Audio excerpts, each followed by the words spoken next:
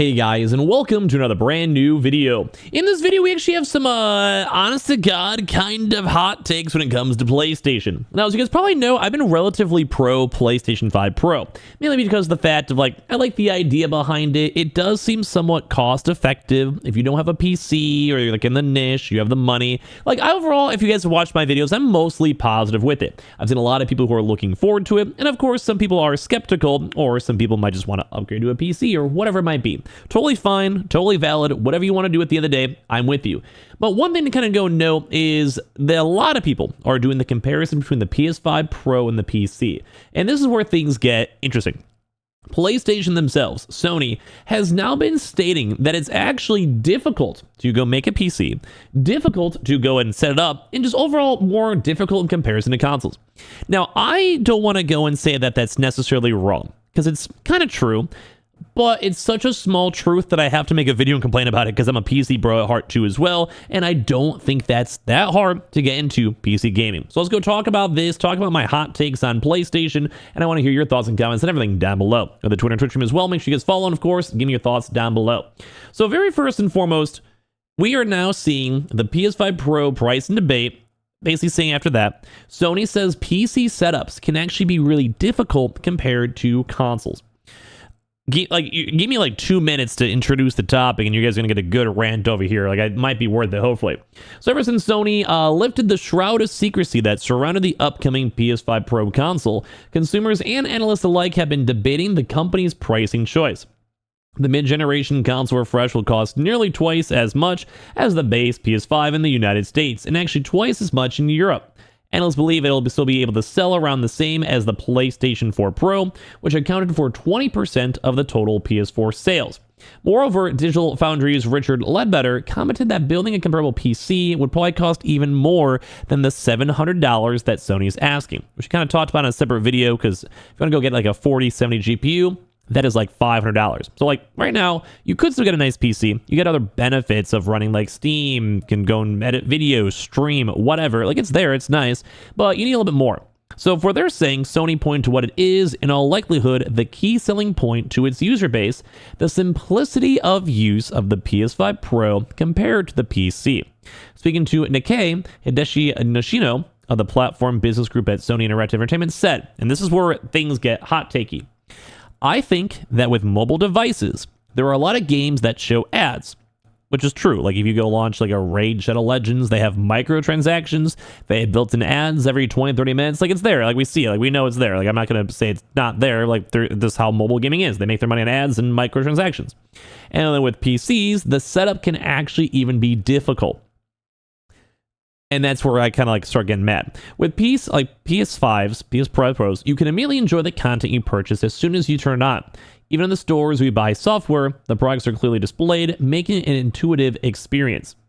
Nishino also confirmed that consoles like the PS5 Pro and the inevitable PlayStation 6 will remain central to the company's gaming business despite expansions on the PC, which is still good. So first and foremost, we'll talk about the expansion side in a second. I just want to go and say it's really easy to build a PC. Now, if you guys have never built a PC, made a PC, or even bought one, this might look a little bit daunting. This is a website called PC Part Picker, and usually kind of has the best prices and sale points of what a PC can be. So I just found a random PC. And I just want to let you guys know, it might seem daunting, and maybe they're right. Maybe they'll see a link like this, and they're like, well, whatever. There's two parts to this, though. If you guys have ever built it and bought a pre-built PC, you go on some random website out there that sells you a pre-made, custom-made PC, it really can be as easy as you plug in the power supply, you plug in the power outlet, you go plug in the USB for your keyboard and mouse, and then at the same time, you plug in your monitor and you plug the monitor into the power outlet. What was that, 5 steps? That's very easy to do. I don't want to say anything else. It's very easy to set up a PC. Now, I can't agree, though. You maybe want to have a desk, maybe a chair, whatever. But in this day and age, I feel like everyone already has that, so it's not a big deal. So I just want to kind of go and say I'm not really agreeing with PlayStation on that. Now, I think they're trying to go say it maybe in the metaphorical sense. You maybe have to go get a browser, then you have to go and download and go to Steam, then you have to go and make a Steam account, make a Steam profile. But at the same time, if you're a PlayStation, you're kind of doing the same thing on your first time install. You're going to make a PlayStation account, set up stuff, and go from there. Makes sense. It generally makes sense. They're trying to sell the product. I get it. It's not the biggest deal. I'm maybe over deep diving into this, but I just want to go and say it's not that hard to build a PC. So I almost want to encourage people in the future, if you ever are on the fence, to try it.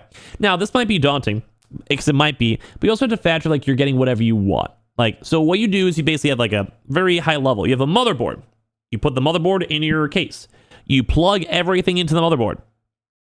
And then you kind of plug everything else in, you're kind of good to go.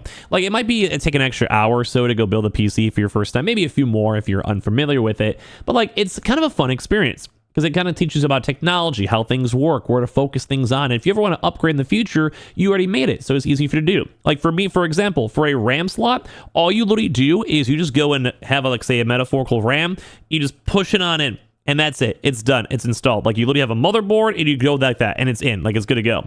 Power supply is a little bit more difficult. You have to plug like one power cord to the GPU, one power cord to the MOBO, etc. Like, it can get daunting. Now, don't get me wrong. Building a PC, yes. Buying a normal PC, though, which is probably what I want you guys to focus on more in this video. If you just buy a normal PC, it takes about the same steps. You get a PS5, you have to go plug in the power outlet to the power outlet. You have to go to USB to USB. You have to set up your Wi-Fi connection. And then at the same time, I think it's, if you have two people in the same room, within a minute, they can have them both set up if it's all like, clean and all that stuff. So I don't think, I think Sony's maybe underestimating consumers. They're obviously trying to go and word it so people are like, hey, the PlayStation's chill.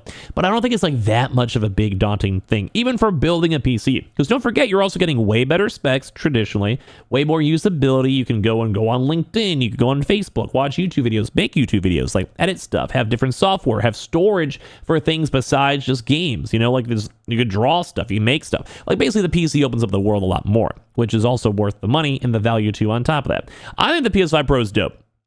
If we're mainly talking gaming, I think the PS5 is a great value. It's super worth it. And I'm not going to say it's that much easier for a PC. Like, it's still, I mean, yeah, there's a few extra steps, sure, whatever. But like, I just think it's easy enough. Like, I don't think PlayStation's realizing that, like, instead of being mad about PC, I mean, like I said, once again, I know it's their bread and butter. Like, I get it. You don't have to type that. Like, I get it. So it's kind of like you're working at Walmart. You're going to be saying Walmart's the best, even if you love Target. Like, it's fine. Like, I get it. But it's just annoying, It's just like, oh, like, it's not that hard to be a PC guy. And I sometimes see people saying that, but like, bro, getting a PC is so easy. If a random, like, 7-year-old kid could do it, dude, you can do it. So basically, they're saying for what it is, Sony point to what it is. In all likelihood, the key selling point, like I said, is they're trying to make sure they're making the PS5 Pro, make it simple, and they still want to expand the PC, which is nice. So they're saying Nishino also confirmed that consoles like the PS5 Pro and the inevitable PlayStation 6 will remain central to the company's gaming business, despite the expansion on PC. We are trying to increase the overall game market pie by expanding our content to PC as well, which is good. So basically, go say if you want to get, like, maybe even incentivize it better, because you're still making software sales either way. You're just not making the hardware money from the consoles, and that's kind of why they said in the first place. I said it a few times, so if you guys are not going to roast me in the comments. There is no doubt that our business will be centered around home consoles, but by offering tiles for devices other than home consoles, we will reach a wider variety of customers, which is nice. Like, they're still trying to expand out the business, get more people in the PS5 Pro, sell the PS5 Pro. It just came out. Like, you can't be dogging on it, but it sucks because I do think PC gaming's fun. If I had to pick and choose, I probably would say PC over PlayStation, which is probably crazy for my type of channel. But like, I don't know, I just like consoles. I like my console, but I'm a streamer. Like, I played World of Warcraft an hour ago. I can't play WoW on PS5, and that's kind of cool because you get to open yourself into different games on top of also console games too. And it's not that much harder. Like, it really is an extra 1 or 2 plugs. It's really not that hard. I don't know. Like, I mean, I like the PS5 Pro. I'm going to get it. It's a good value for what it is. And I would actually recommend people, if they don't have a PS5, to get it. Or if they want to have an upgrade, trade in and get it. Like, I'm okay with this. Like, it's all right. But it's just weird to see that Sony's like, well, no one should buy a PC. Makes sense for their business. I get it. 4th time. Please don't make comments on it. I get it. But like, it's like weird. It's like, ugh. Like, kind of gives me an ick. I'm like, ugh. You know? So they're trying to say, when we asked whether the launch of the PS5 Pro would make it more of a challenge to create a successful PlayStation 6 in a few years, they actually replied, which I'm intrigued on this. Technology is constantly evolving, so I think there's still more we can do.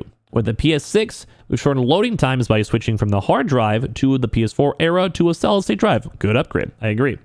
The sound can now be heard through 3-dimensionally through the PS5 controller speakers. Also great. Enhancing the sense of immersion. Also good. Visual accuracy is important, but we will also be updating other elements too as well. So basically, they're saying, yeah, like, they're going to make the PS6 better. Just give us some time to go cook. The PS5 will be launched globally on November 7th. So far, the following games have been confirmed, though, as well to be optimized. And I kind of want to maybe make a video on this, too, at some point. But just for a little bit, I guess, of a sneak peek. Because there's, I think, a really big thing that came out from Digital Foundry. So maybe that'll be my video later on today. But overall, like, it's not that hard to make a PC.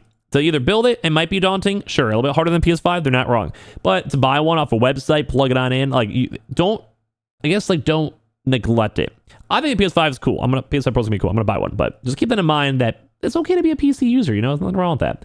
Anyway, give me your thoughts and comments down below. Subscribe if you guys are new. Put on the notifications. I'll see you guys all tomorrow for some more brand new videos.